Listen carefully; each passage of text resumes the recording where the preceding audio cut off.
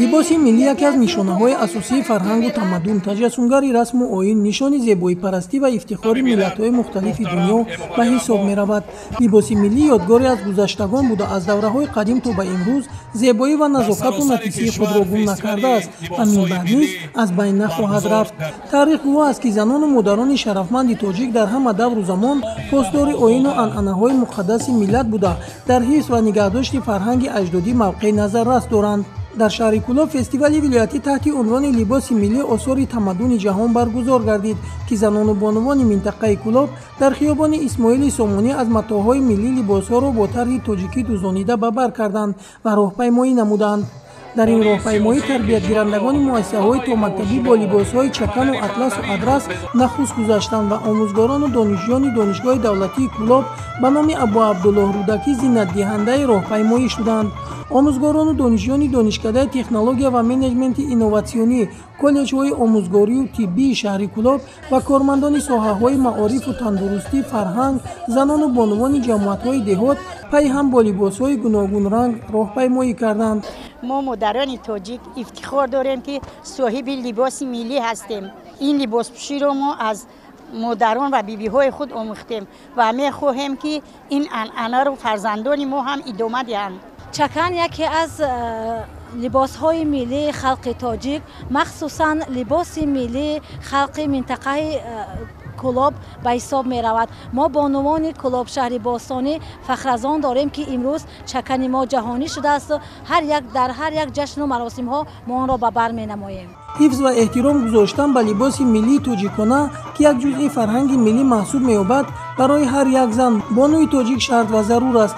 ин аст, ки занону бонувони ноҳияҳои Фархору Ҳамадонӣ, Восею Темурмалик, Данғараю Ховалинг, Муъминободу Шамсиддини Шоҳин ва Балҷувон бо ба бар кардани либосҳои миллӣ фарҳанги волои мардуми тоҷикро дар ин роҳпаймоӣ нишон доданд.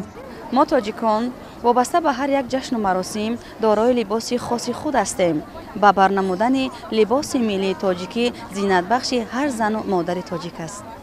дар боғи фарҳангӣ фароғатӣ ба номи Мирсаид Алии Ҳамадонӣ ба меҳмонон тарзи баргузории анъанаҳои миллӣ, саршӯёни арӯсон, сартарошони шаҳбачаҳо ва бозчанде дигар намоиш дода шуд. дар маркази боғи фарҳангӣ фароғатӣ нахуст раиси шаҳри Кӯлоб Бахтиёр Назарзода кулли иштирокчиёни роҳпаймоӣ ва чорабинии имрӯзаро хушомадед гуфта иброз доштанд, ки боиси хурсандист, ки дар даврони соҳибистиқлолии кишвар раҳбарияти мамлакат бо эҳёи ҳунарҳои мардумӣ, ташвиқу тарғиби либоси миллӣ таваҷҷӯҳи хоса зоҳир менамояд. асосгузори сулҳу ваҳдати миллӣ, пешвои миллат, президенти ҷумҳурии Тоҷикистон муҳтарам Эмомалӣ Раҳмон борҳо ба занони тоҷик муроҷиат намуда таъкид кардаанд: як бор ба тарзи либоспӯшии модарони худамон нигарем, магар ягон нуқсоне дорад? мардуми моро дар навбати аввал аз рӯи либоспӯшиашон мешиносанд. аз ин рӯ занону бонувон бояд ба тақлидкорию бегонапарастӣ роҳ надиҳанд, чунки миллати тоҷик унсурҳои миллии хоси худро дорад. ба бар намудани либоси миллӣ аз кас маҳорат ва маърифату фарҳанги хосро талаб мекунад. либоси миллӣ ифодагари соҳибфарҳангии миллати тоҷик аст ва мо бонувон ин анъанаро бояд ҳифз намоем. мо ҷавонон либосҳои миллии миллати худро дӯст медорем ва онро ҳифз мекунем. бегонапарастӣ ин шеваи хоси тоҷикӣ нест ва мо ҳаргиз ин урфу одатҳои бегонаро пайравӣ намекунем. намояндаи кумитаи кор бо занон ва оилаи назди ҳукумати ҷумҳурии Тоҷикистон, муовини раиси вилояти Хатлон ва дигар баромадкунандагон низ зимни суханронӣ қайд карданд, ки бо ба бар намудани либоси миллӣ бо нақшҳои зебо ва гуногунранги худ ба ҳусни худододи занону духтарони тоҷик ҳусни дигар зам намуда, ҳисси зебоипарастӣ ва табъи хушу болидаи бонуи тоҷикро боз ҳам меафзояд. либоси миллии мо шинаму дилкаш буда, он пурра метавонад ба талаботи замона мувофиқат кунад. халқи тоҷик воқеан ҳам либоси миллӣ ва фарҳанги либоспӯшии хоси худро дошта, дар ин замина моро дар ҷодаи дарку шинохти арзишҳои воқеии милливу башарӣ пеш мебарад.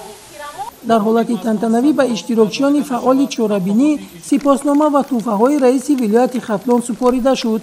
ба роҳбарони ташкилоту корхонаҳо, донишгоҳу коллеҷҳо низ барои иштироки фаъол сипоснома тақдим карданд. чорабиниро барномаи фарҳангии ҳунармандони бахши фарҳанги шаҳри Кӯлоб ва театри вилоятӣ масака мусиқӣ ба номи Саидалӣ Вализода дар шаҳри Кӯлоб идома бахшид. Ширинҷон Сафарзода, Сайфиддин Исмоилов аз шаҳри Кӯлоб барои барномаи Навид.